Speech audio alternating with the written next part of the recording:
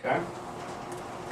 The sill is the bottom part. Okay. Now, this is a very, very common misconception where people get their terminology way wrong. Okay. The sill, as you can see here, is the bottom part. The sill is on the outside. Okay. So that's that. Or excuse me, the sill's on the inside. On the outside, it's called a stool. So, but it's sloped on the outside for the most part. So they're gonna call. If you've ever heard of like stool and sill, it's a different kind of trim package. But this is basically where you have this coming out. See, most trim packages you're gonna do, the casing just goes around 4 sides. That's just your basic casing package. If they actually have this little stool thing in here, they call it stool and sill. So most houses these days don't have the bottom sill as far as like built ones, I mean. Right. It's not really in anymore. Yeah. Any ledge there. That's true. He had mentioned the channel obviously is the thing that the window slides up and down. A lot of times even like in a vinyl window, those can be made out of aluminum. Again, aluminum transfers heat and cold a lot. So like you see old door thresholds down at the bottom. Yeah. You know, the sill on the door. It was all aluminum back in the day. I mean, even up through like 5 years ago. Well, they started getting smart and realizing to make them out of fiberglass. Screen doors still have that, don't they? Yeah, a lot of them. It's all made out of aluminum, right? And that's why you have issues closing it in the winter because it heaves up. Everything kind of swells up when it gets freezing cold. So the style is the vertical part. We talked about that. And then the jamb. So the jamb is the distance in between the actual window and your casing. So they've shown it a little bit wrong in the picture here. The jamb is actually this extension part. Right. So if you were to look at, it's like the 8 inches inside the walls, or that's Yep. 4 inches inside the walls. it's going to depend on, you know, if you got 2x4 or 2x6. Yeah. So this part right here, this is the jamb. So we call this piece here a jamb extension. And that's what gets you from here out. Okay? This would be your casing here, your jamb. This would be the outside of that. So this is what we call a casement window. Casement is just a fancy word for crank out. Yeah. Okay? So we call that a casement window. Okay? Any questions on the parts of a window? Pretty straightforward. Let's talk about the types of windows. We just touched about them. Double hung and single hung kind of looked at both same shape. This would be a slider. So they make double sliders and triple sliders. You know, the triple slider would obviously have a third pane. Once you get past a certain width, you got to go to 3. Picture windows, fixed windows, they're all kind of, it depends on the size. There really is no difference between a picture and a fixed window. The difference is a picture window is a fixed window that's wider than it is tall, if that makes sense. Mm-hmm. Yeah, so a lot of times I just refer to anything that doesn't operate as a picture window. So when you're looking at the price guide, you see PW, picture window, that's that, okay? You got your little geometric shapes, things like that. Everything's pretty straightforward. Casement window, so this would be a double casement. It'd actually be 2 crankouts. They make a double casement, 1 operating, double casement, both operating. Does that make sense? Yeah. So those are your basic ones. In fact, these will be your basic 4. Your fixed window, your double hung, your casement, and your sliding window. Typically when I'm talking to a customer and I start talking about casements and things like that, remember, customers don't know what that don't know, right? In school, 2 kinds of professors. There's a professor that gets up and he really likes to hear himself speak. He's going to use a lot of technical jargon. Most of the shit's going to go over your head. He sounds really cool, but you didn't learn anything, did you? Right? There's always that professor. It's usually a math professor, right? Who says a lot of cool things. Then you got the professor that comes in. He takes an astronomical concept and breaks it down to a kindergarten level for you so that you can understand it.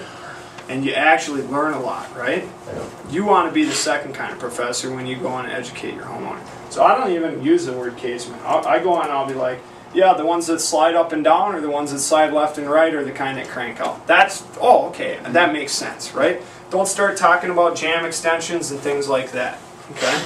So the technical knowledge is good because, and there's different types of personalities, right? If you get an engineer who's real educated on Windows and stuff, and you can go in there and be like, oh, well, looks like your jam extension, we're going to actually do that one out of real wood, and you start talking technical, that's going to go well for that guy. But you got another guy that's like an artist or a salesperson or something like that, they don't care. So, you know, different strokes for different folks, but for the most part, you want to kind of dumb things down for people. Yeah. Well, interviews. Next slide, please. Exactly. Yeah. Or that. Do you want it to move like your sliding patio door, or like Mom's old lift-out windows? So, that's Windows in a nutshell. As far as pricing them goes, let's price a couple out. So I'll price me out this one here in a double slider.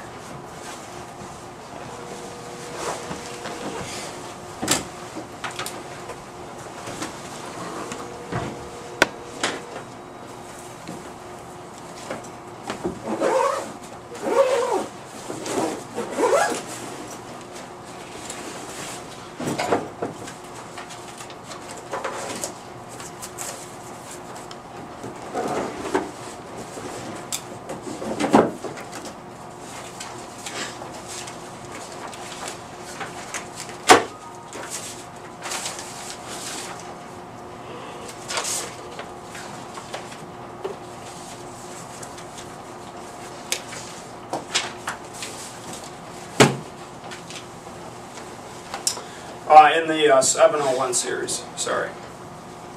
You don't have it in the double slider? Good. 801 series.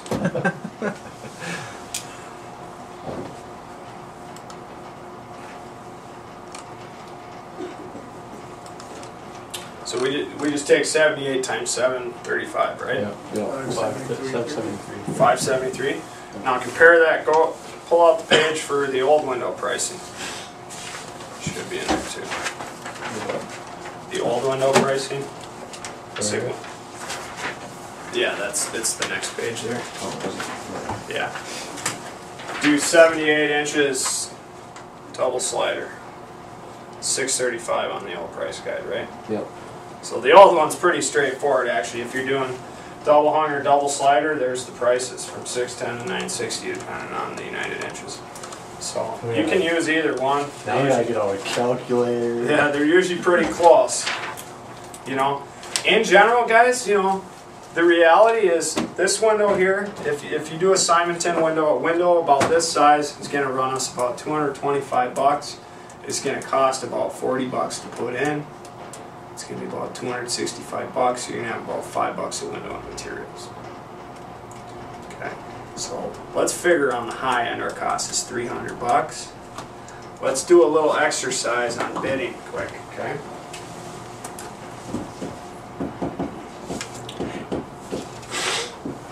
Alright, what are the different kinds of bidding systems out there? Do you guys know of any? How did you bid your jobs? Cost plus? Cost plus. Okay. Cost plus. Okay, what else? Well, there's the software programs, the different ones. Yeah. And they'll use different systems. Yeah. So some of the cost plus is a common one. Okay, there's piece rate, which I shouldn't really put that on this category, but we'll leave it there for now. We got remodeler's markup.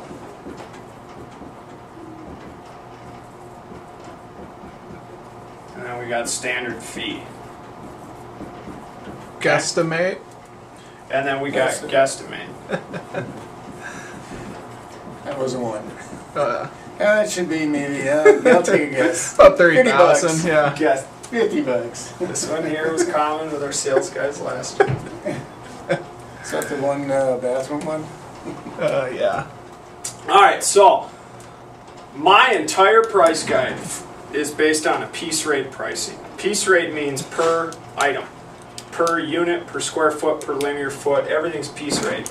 So you don't have to go through and actually figure out your costs and add in a margin or anything like that. You just say, all right, I know I need to charge 325 bucks a square for these shingles, and I know my margin's built in. So I've done the work ahead of time to get you to a piece rate system, And that's the beauty of it all. I have 1,500 piece rate line item prices for you, encompassing everything from general conditions to permits on down to glass and mirrors. Okay? So you're going to have the full piece rate price guide, knowing that everything in there is going to have margins varying from 20% to 50%, depending on the item. Okay? Why do I price some at 20 and others at 50? And it's simply because of market compatibility. Some things you can charge more and everybody else is, some things you can't. So it's all going to depend on the market, things like that. So what I've actually done in order to arrive at my piece rates is I've used a cost plus analysis. I know that in our industry, the typical margin as a percentage of sales, job or gross profit, so this would be gross profit before overhead. If you were to go ask any other remodeler, about what kind of margins are you getting? Most of them are going to tell you 30 to 40%. Okay? And so let's say price equals P. Okay? And let's say cost equals C. What's my formula for how I arrive at a margin? It's going to be P minus C over P, right? That's how you determine margin. Okay? So if I wanted to come up with a multiplier similar to what we had on the roof for a cost plus, how would I do that? So the difference there. So if I know I want to make 30 to 40% margin and I know what C is, how do I determine P? Well, we can do that by making this a multiplier. So we can go,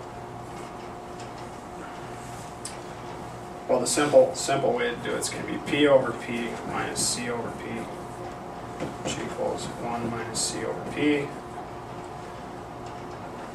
Could you do C times 1.4? Or would that not work? Yeah, so what it ends up coming out to is 1 over 1 minus margin. Okay? So do this. Take 1 minus 0.3. That's 0.7, right? Yeah. Yep. Take 1 divided by 0.7. 1 divided by 0.7? Yep. 1.42. Okay. 1.3. 2.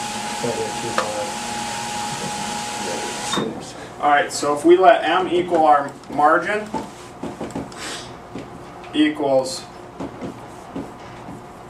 right? Yep. If we know we want our margin to equal 30, and let's say our cost equals 1, our price equals 1 point what? 3. 1.3. Okay? So let's say you have a cost of $100. If you want a 30% profit margin, you charge $130. Does that make sense? Yep. So in doing this, it allows us to simplify things a little bit. So if I want a 40% margin, what's my multiplier? 1.4. Yeah. No, this actually shouldn't be 1.3. 1.42. Take 1 divided by 0.7. Oh, Yeah, it's 1.42. 1.42. sorry. There's any margin of the cost. 42. What's 1 divided by 0.6? 1.5. 1.66. Okay? Alright. So if we want to be in that 30 to 40% margin range, our multiplier is going to be somewhere in that 1.42 to 1.66. Would you guys say it's safe to say it's about 1.5? Yeah. Yeah. At 1.5, if I got a cost of $2, I'm selling it at 3, I'm going to have a $1 profit divided by a $3 sale. It's going to be a 33% margin. And that makes sense, right? Yep. That's a fair margin. So if you want to, if there's something you're trying to bid and it's not in my price guide, you guys, it's very simple. Use your resources. Call Casey, call me, figure out what labor. So what's our big four? Now this Let's talk about some technical terms real quick, and then I'll get into the big four. Okay. So, how do we determine our job profit, which is what your guys' commission's based on? We got revenue minus, all right, give me some of the big costs. Overhead. Overhead, Material, materials, labor. Yeah, hallway. yep. Dumpster permit. Haulaways, dumpster, yep. And we got permit, Permits. Marketing. Architect, if you're gonna have. Marketing. plans. okay? So there's the 6. Of these, this one I have fixed for you guys now because I take all the marketing costs, but on your own deals you don't have marketing fee. But that, if it's a lead we provide, we take 5% back to replenish the marketing budget, right? Our actual cost, me and Bob looked at, it's probably closer to 9%. So we're actually paying for about half your marketing costs. The overhead's about 16%. As mentioned before, we only charge 10%. What does this overhead actually cover? Office. Electricity. Not a whole lot. I wish. Rent? No, I mean, 10% is not gonna cover a lot. Liability insurance? Your warranty coverage? Make no mistake about it, guys, I'm going to be around for that 20-year warranty, that 10-year warranty. If you guys aren't with me in 8 years, guess who's going to foot the bill? Is that a real cost that's going to be realized at some point on somebody's job? Yeah. Absolutely. Historically, people have said the warranty cost is going to be right around 3%. That's going off of College Pros rates, okay? So they charge us 3% for warranty. Liability insurance is directly tied to the job. It is a direct job cost, so I could break it out separately. Instead, I wrap it into overhead. That's 2.2%. So for every $100,000 we sell, I'm paying about $2,200 towards liability insurance. Okay. Rent and office equipment, including printer and everything, runs about $20,000 a year.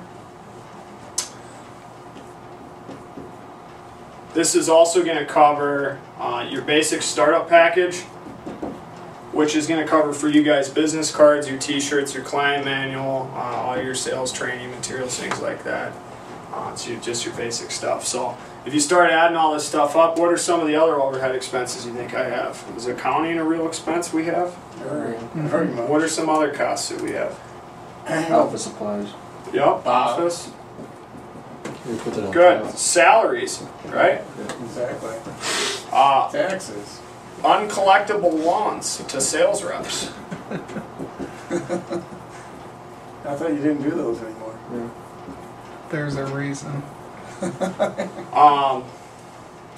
That's about the extent of it. So, I mean, there's a lot of other little dinky ones, sure. Gas, insurance, things like that. But, so a lot of those things that I'm going to have as overhead, whether you guys are working with me or not. That's why I'm taking 16% and only charging 10%. Now, labor and materials combined are typically around 60% for my price guide. Your dumpster and your permit's going to be about 3%. Okay. So, let's do the basic math, right? Well, let's go back here. You're bidding a job, a deck job. You don't know how to price it out. What's your steps?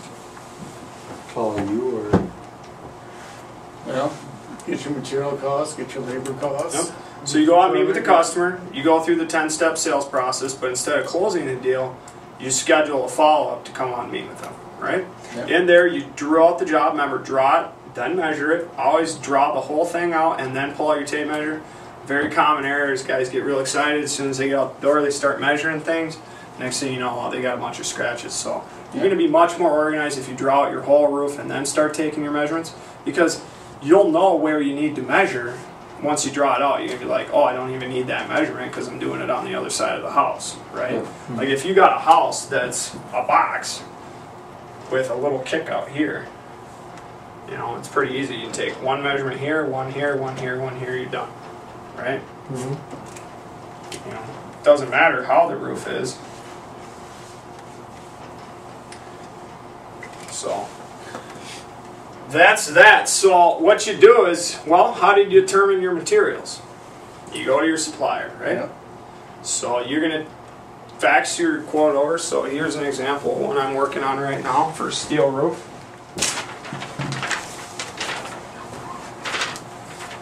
There's a drawing of a roof I did. Fax that over to the supplier, he said, send me back a quote. Then what do I do? So, alright, so we got this one covered. Do we already know overhead? Yeah. We already know marketing? Yep. Do we know permits? No. Do we know close on permits? You can guesstimate from other ones. So how do we get rid of that? We can either add in $100, $200. Go back to your little. Let's talk about permit. Guesstimate. Yeah, guesstimate. Yeah. So you can guesstimate on your permits. If you get your permits wrong by $100, you gonna make or break your job? No. If you get your labor wrong by $100, you gonna make or break your job? No. If you get your labor wrong by 20%, is that gonna make or break your job? Yeah. Yeah. So these big ones here, this is the big ones. Your labor and your materials are the big ones you're looking at. So permits, So. $100 used to be safe up until last year. Yeah. Last year in March, I went to pull a siding permit in Minnetonka, which I had done one in 2009. Cost me $100, so I included it in my price. $430. That's quite a bit of money, right? That's $300 on a $10,000 job. That's 3%. So that's eating in your margin a little bit. So you can do it a couple of ways. What I've done it both ways, and in fact, you'll see most of my proposal forms say permit not included. If it's a customer, you get the feeling that they keep saying like, yeah, we want you to price in everything. We want you to price in everything. I like doing it where the permit price is not included. If you're going to include the permit price and you're going to guesstimate high. So add in $300 for yourself or something like that. That way you're more than safe. And I always explain this to the customer. I can be like, you know what, I'm going to give you an absolutely all-inclusive bid. The only thing I'm going to leave out is the cost of the permit because every city is different and they change every month. If you'd like me to include that in there, I can, but I usually have to guess high.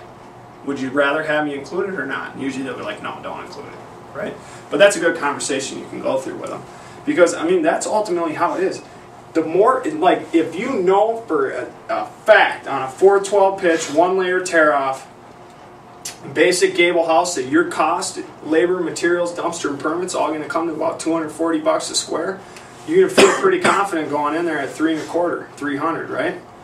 If you're kind of wishy-washy on your deck prices and you don't really know where you're supposed to be at and you go in, you're not as confident, it's going to be a lot harder to close the deal, right? Confidence is huge in sales, and you'll get that confidence if you do your proper research. We do believe in a one-sit close, but if you're not 100% confident in your price, don't guesstimate. Just schedule an appointment to go back out there, especially in the beginning while you guys are learning and things like that. So then you come back and you say, Mike, who does our deck install? I say, well, Mark does. All right, call Mark. Okay, Mark, I got this deck diagram. Can I fax it over to you and have you take a look at it and give me a ballpark on what you think labor is going to run? Sure. Same thing with roofing, same thing with HVAC, all those kinds of things. For the guts of a house, like HVAC, plumbing, electrical, will actually a lot of times go as far as to bring the guys out to the site, have them look at it, and bid the project. That way you can get a tighter rein on what your costs are. So if you can determine what your costs are, let's say we determine, all right, well, I know my costs on this particular project are $5,000 times my 1.5, $7,500. That'll give you a $2,500 profit, right? Or wait, what's 1.5? Yeah, that's right. Yep. They'll give you a $2,500 profit out of $7,500. That's about a 1/3 margin. You're doing pretty well right there. Does that make sense? Kind of. Yeah. How I've come up with all my prices? That's exactly how my price gets. So every year, as the labor and materials adjust, I'll just adjust the pricing. But everything in there, for the most part, it's right around like 30–35%. But they can go as low as 20 and as high as 50. Like I said, painting's gonna be probably closer to 50%. Some things like the licensed trades are usually closer to 20 because they're already charging us through the eyeballs. You can very easily price yourself out of the market on those deals. But now, these numbers here aren't set in stone either, right? I mean, you can beat your supplier up a little bit. I mean, labor numbers are all over the board. You can pay a guy $90 a square to put on vinyl. You can pay a guy $140 a square. On the licensed trades, the gap's even worse. We just are working on a basement right now. I've been using a few guys I really like, and I wanted to keep them honest, so I got a couple other opinions, did my due diligence. One of my guys I continued using, the other two I gave the new guy a shot. Surprisingly, the new guys did just as good at work, and they were half the price, which was amazing. So the license trades, you know, is pretty straightforward. Everything's getting inspected. You know they have to do it to code. Yep. You know, it's not a commodity, but the quality of work actually is going to be there for the most part. Really, you're concerned about, is the guy going to show up when he says he's going to show up? Is he going to communicate with my customers? Is he going to clean up? The key things that we're selling, you have to make sure those are communicated. You know, if you're going to go with somebody that's a little bit cheaper, you have to make sure that you're still getting the same service. And that's what value is, guys. Customers buy value, they don't buy price. Value is what you get for what you pay. You know, Miss Jones, I know we're a little bit more expensive, but you get a lot more with it. You know, you can be a higher price, but actually deliver a higher value as well. Does that make sense? Yep. I mean, you're always going to have your Kmart shopper out there.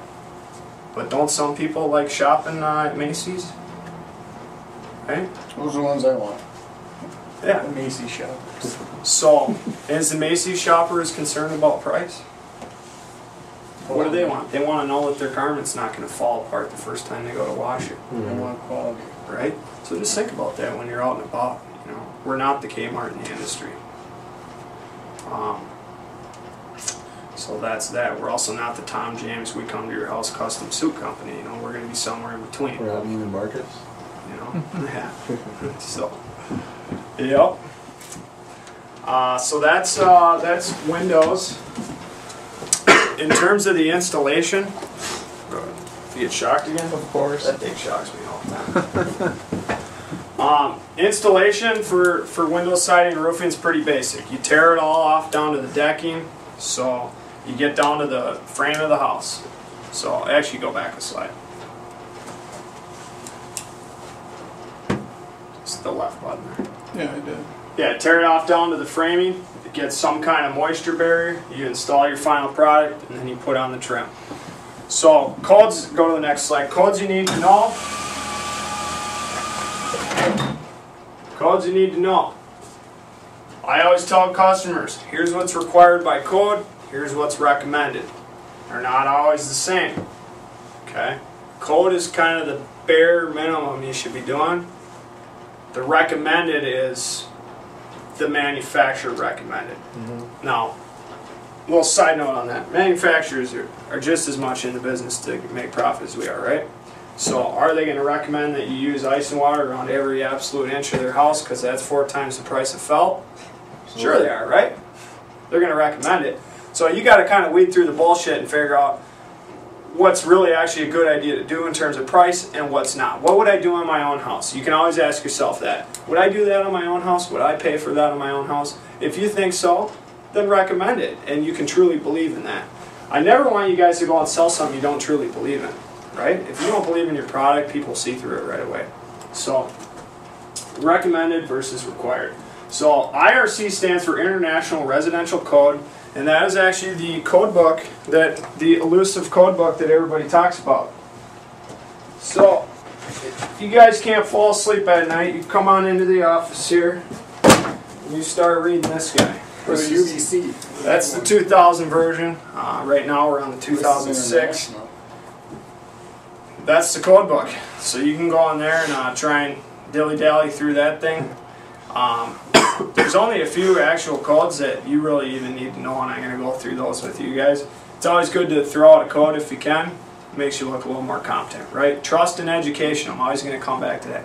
The more you can build trust and educate your customer, you're going to win your fair share of the pie. So, HUD is also, you guys know what HUD is? Host under. Housing and Urban Development. Yeah. It's a department of the government that does like the FHA loans, and they run like the Section 8 housing and things like that. They have a little bit stricter guidelines because they're putting renters into those places. So you have to understand some of their codes as well if you're dealing with an investment property owner. For example, like they can't have any busted screens. That's not required by code, but HUD requires it. So you want to kind of know some of those things if you can, if you're going to start working with investment owners. I know a lot of those things only because I'm a licensed real estate agent as well, so that kind of helps out for that. The ice and water code, what ice and water is basically, I'm going to grab, Bob, there should be some weather watch and leak barrier things here. Oh, this is pretty cool. You actually have the codes for tables for rafter spans, common lumber, for Doug fir, southern pine, spruce pine, hem fir. So in other words, you'll put yourself to sleep while you're driving too? Yeah. Well, this tells you, your spans you want to do for dead load. Yeah. At 10 pounds per square foot and 20. This is good. You gotta buy this shit to do good for this. So, Oh, when I go to the toilet, I'll read this. so this is weather watch. What weather watch is it's ice and water. Okay. I don't use the term ice and water typically with customers. I call it leak barrier. Right. Again, you're going to dumb it down. So, leak barrier, simply put, and underlayment is your final protection when water gets through the main product. So when it gets through your siding or gets through your roofing, you're going to run into your moisture barrier, right? The term moisture barrier stands for itself. You guys ever seen a house being built? You see the big Tyvek on the siding? Yep. That's the moisture barrier. Tyvek's a brand name. They carry other ones. Green Guard, things like that. Owens Corning carries one too. We usually use the Tyvek. The only time we don't use Tyvek is we use the Hardy wrap behind the Hardy because the Tyvek actually chemically interacts with the Hardy. So we try not to put Tyvek behind it in order to save ourselves a lawsuit. So for the most part, we're using Tyvek on the siding. So you tear everything off, you Tyvek the whole house, you tape all the seams with Tyvek tape where the cuts are, and then you start installing the siding. The siding gets installed from the bottom up, and then the trim goes on. Pretty straightforward. Any questions on how the siding gets installed? So siding from the bottom up. Roofing, same thing, from the edges to the peaks. So from the eaves all the way up to the ridge, it's going to get installed. You tear everything off down to the decking. Decking can be different things. On older homes, the decking, so the decking is actually the wood decking that you stand on before your roof starts going on. On older homes, it's usually like 1x6s, or 1x8s, 1x10s. That'll be made out of pine. On the newer houses, they're usually using like 4x8 sheets of OSB or CTD 3/4 inch press board. So ice and water goes around all the eaves. So the code actually, if you were to draw a roof line. So here's my soffit, right? Mm-hmm. Here's my fascia. And that's spelled F-A-S-C-I-A. Then we got my decking here. And then this is my exterior wall. Okay. So the way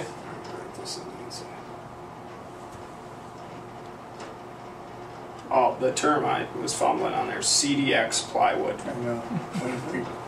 Yeah, help We me knew out. that. We're letting you straight. I'm in the limelight here. We're letting you Give me a straight. break. Alright, so there's your basic house when it gets framed in. Your basic soffit framing is going to be out of 1/4 inch plywood. Your fascia board is usually going to be out of pine. And that's going to be either like a 1x4 or 1x6 are real common. Okay. Your exterior wall is going to be made out of 2x4 or 2x6.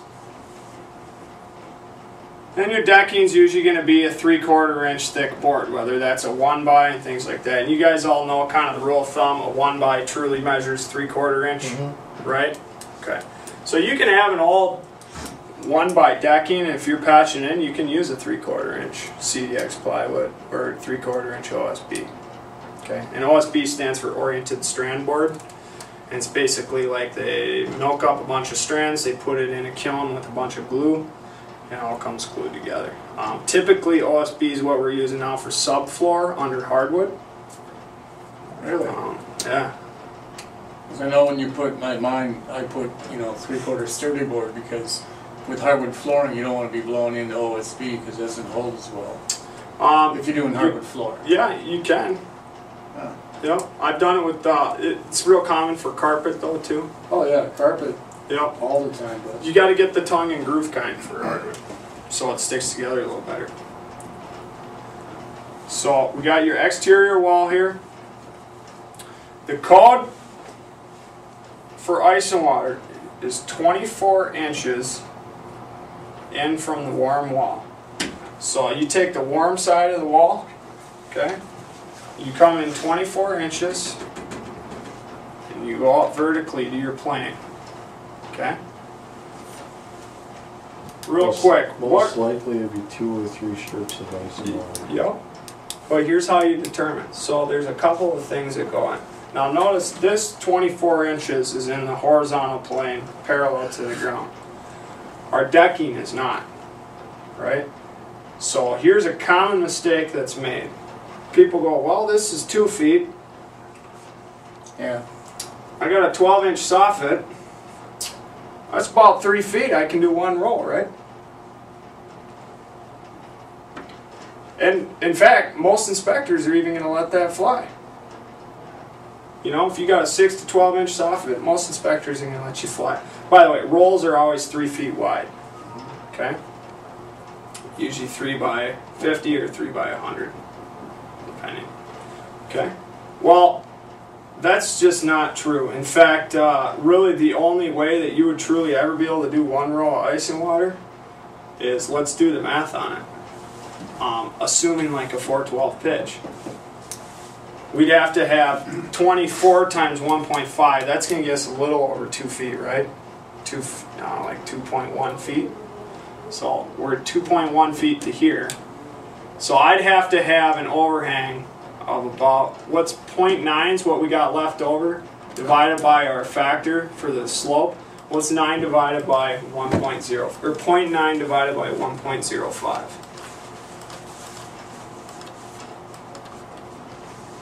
0.857. 0.857 times 12 inches. 10.28. All right, so if you're on a 412 pitch and your overhang is 10.28 inches or less, then yes, you can do 1 row. Okay? But remember, this number is skewed. Yeah. Most houses that have a 6-inch overhang have really steep roofs. Usually they're like 12-12. So now your multiplier is 1.414. Then that only leaves you with about 3 inches that you can be allowed. So if you have like a 12-12 pitch with a 6-inch overhang, you're still doing 2 rows. And the thing is, on 2 rows, getting from like 2 rows to 3 rows, if you look in the code book, you're required to overlap these now when you put them on. Guess how many inches? 4, isn't it? It's 4. 4. It's 4. And once you overlap 4 inches. 4 inches here, and then from side to side, they want you to overlap 2 inches. No, if you're Yeah. slacing it. Yeah, you know what I mean? Going Yeah. sideways, it's Yeah. 2-inch overlap. But this is actually a 4-inch overlap. So if you got, say, like a 2-foot overhang, we're going to have 2 feet plus 2 feet's 4 feet times your roof pitch. You know, that's going to be your simple measurement. It's going to be 3 layers. But then you're going to have to add on 4 inches for every seam. It's usually going to be 2 layers. So here's kind of the rule of thumb to weed through all the bullshit. 3 to 6 inches, you can do 1 row. Okay? 6 to 24, 2 rows. Anything over 24, you got to pull it out. I mean, some of those big overhangs, basically you're going to do the entire overhang plus another row. So that's how you can What think about of some it. houses where you got the elongated entryway that's outside, Yep. and the So- warm wall so- is actually like 5 feet in? Yeah, that's what I'm saying. That entire thing's going to be ice and water up to 2 feet inside the Yeah, warm wall. That's what I'm saying. So you got those type of roofs where, like, let's say your garage, or your house, let's just say your house, and then your entryway is along that wall, but it's outside, and all you got pillars. Yep. You're gonna have, or a porch. That whole thing's going to be ice and water. Yeah, like a porch you sit on. Yep, like a porch overhang. Yeah, you got Yep, the whole 12 thing's. feet that you gotta be. Yep. So the whole thing's gonna be ice and water.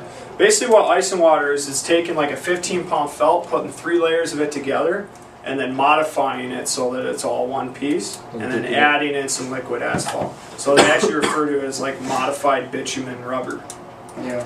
Which obviously you never want to pull that out on a homeowner.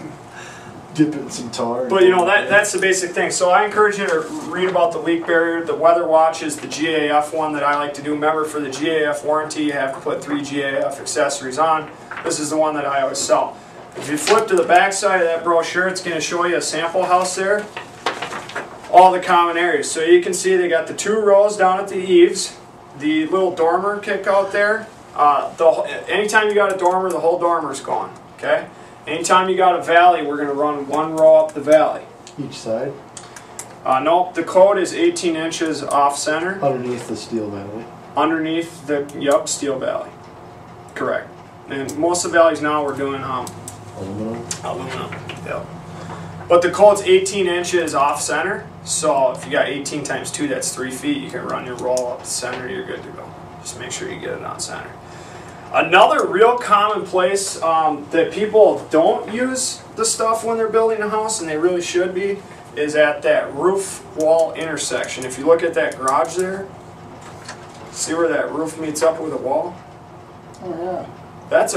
That's one of the best spots to put it, right? It's a where you're leak gonna barrier. build up. Think of where are you going to get your leaks? You're going to get your leaks at any intersections between 2 planes on the roof, right?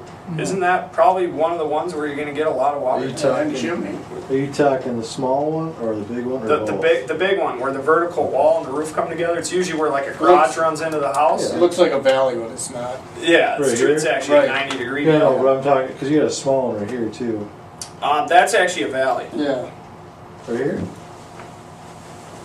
On the opposite side of this, because the garage. Oh, right, yeah. It's not shown in the picture, but yeah. Oh yeah. Yep.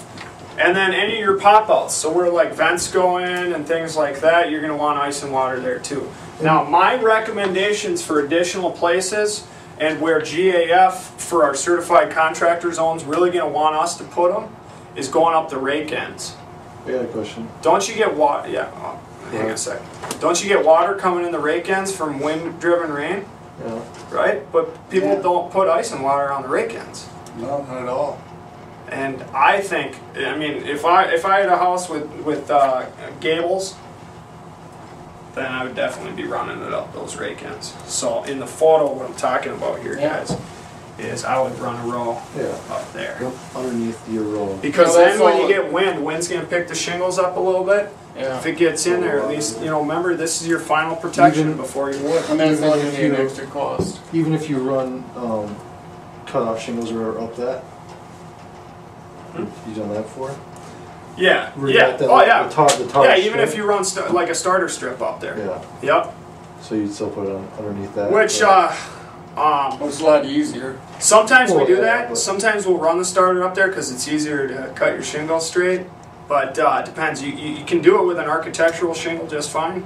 With 3-tab though, you see kind of that little hump. Yeah. Usually you can't do it with 3-tab.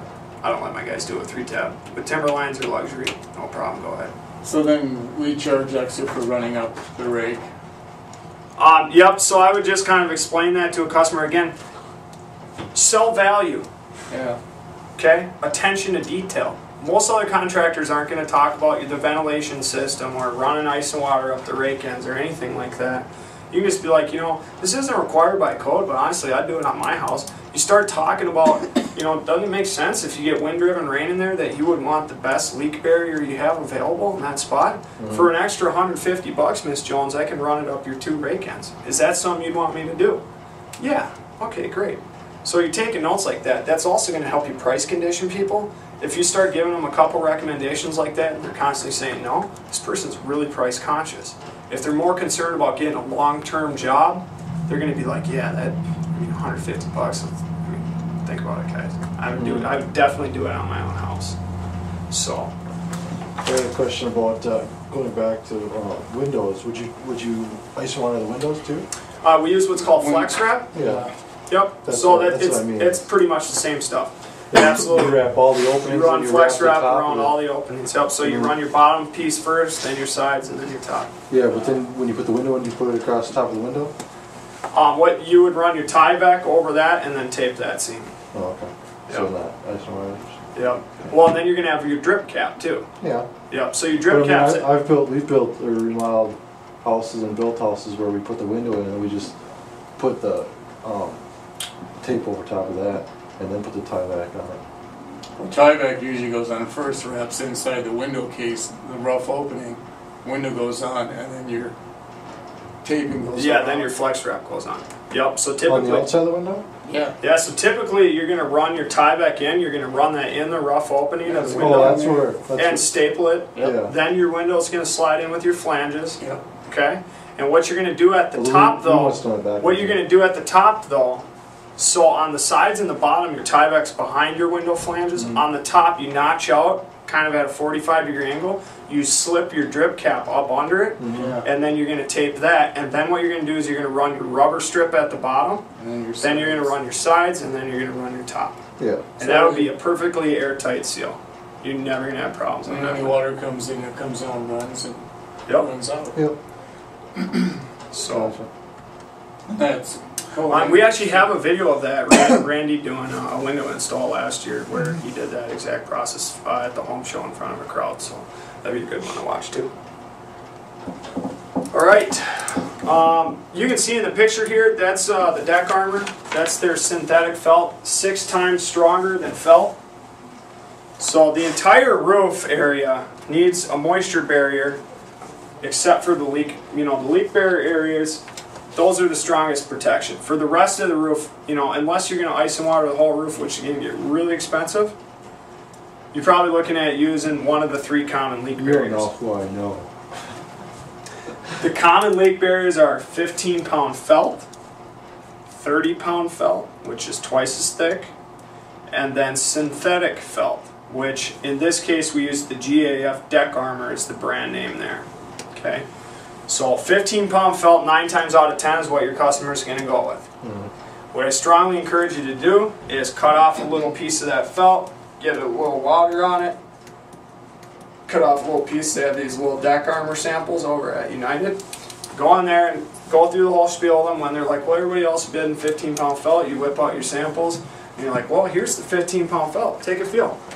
They're going to start feeling it and be like, wow, it actually cracks in half, and it's pretty much paper. It's paper, guys. It's a paper that gets dipped in liquid asphalt. And that's it. That's what it is. So if water gets through those shingles, guess what's going to happen to your felt? You're going to start crinkling. You're going to start getting lots of issues with it. Okay? The water goes right through this stuff pretty much. It's almost useless. 30 pounds a little better, but the synthetic, I'm telling you, is 600 times stronger. It's basically like a Tyvek that's formulated for the roof. I mean, this stuff is really cool. It's super breathable, whereas a 15-pound felt is not. The stuff is way better than 15-pound felt. You can see on the price guide, if you go back to the roofing section, the 30-pound felt product for GAF, I believe, is the Shingle Mate.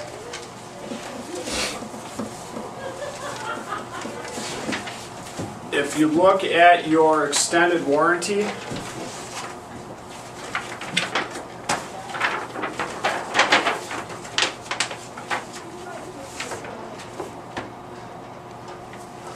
the roof deck protection, the deck armor is the synthetic, the Shingle Mate is a 30-pound felt. If you go with a 15-pound felt, then you would not qualify in this category. Okay? Now, the leak barrier, we're using the Weather Watch there. Okay? So we're good. The starter strip, we use the GAF Pro Start starter, so we're good there. We're going to use the 750 box vents typically, the basics. So unless you're doing a ridge vent, you would qualify here if you were. If not, you would not. But we always use the TimberTex ridge cap. I always tell people on, Is that the pre-cut ones? yeah. Sometimes people want to go with like a cheap ridge cap. It's like, would you spend $5,000 on a painting and then not spend another $200 to do a nice frame with it?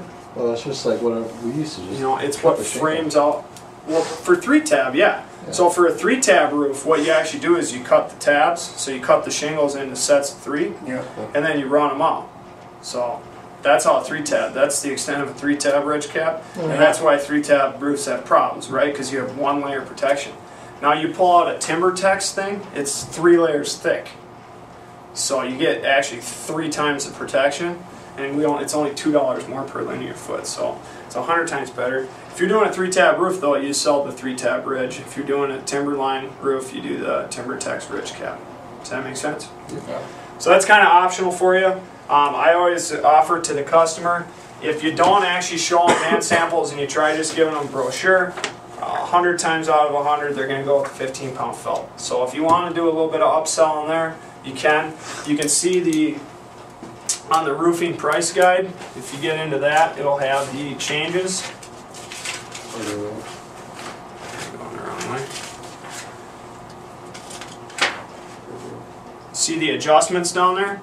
So if our pitch gets above 712, we got to make adjustments to the price for labor because it's harder. So those are your adjustments for labor there. So how much more would we add per square if we had a 12-12 pitch? $10 an inch. Yep. Per square, so $50 a square, right? yeah. We got 12 minus 7.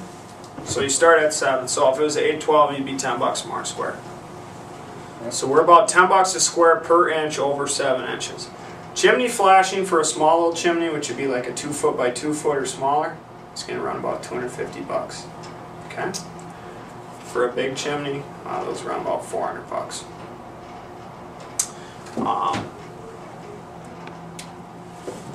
The drip edge should not say subtract. I changed that. So this $390 price, I used to do it where I'd go in, I'd offer the whole package with the deck armor and the whole 9 yards at $390, and then I'd work them down, kind of like Casey was talking about today, and like I was talking about, showing the best car on the floor, and that works in a lot of ways. But what ends up happening is if you haven't built all the value in, they're just looking at the price compared to the other 3 bids they got, and everybody else is bidding the 15-pound felt and all the cheap bullshit accessories with no extended warranty.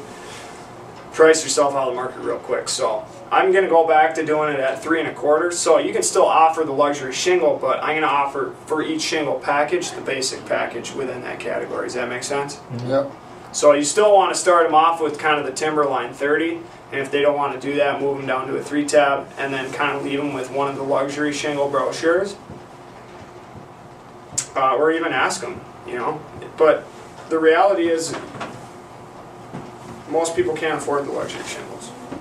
But it's all going to depend on your neighborhood, right? If you're in a neighborhood with a lot of cedar shakes and stuff, pull out the luxury shingles right away. If you're in a little rambler neighborhood with all 3 tabs, probably wasting your time talking about, some Grand Malarkey shingles. So I'd start them with the Timberline 30 years and let them downgrade. You could price it out. Most common is going to be your Royal Sovereign 3-tab versus your Timberline 30. The System Plus warranty, then you're going to add $1 1/4 there. $30 per box vent if you need additional venting to get them to code. Remember the 1 in 300 rule. $50 per soffit vent if they need more intake. Remember, it should be split half and half. $20 per layer for extra layer tear-offs. So if they have like 3 layers on their roof, you're going to charge $40 more per square. And then the 30-pound felt, the shingle mate, you're going to add 10 a square for the... They all say subtract, is that okay? Yeah, remember we're switching it, so change them back to add. I just thought you were switching all of them for that one. Yep. And then, so it should actually say use 15-pound, or the first one's right. The second one changed, use 15-pound felt to use deck armor. So 15-pound turned into deck armor? Yep. Add 20 for deck armor.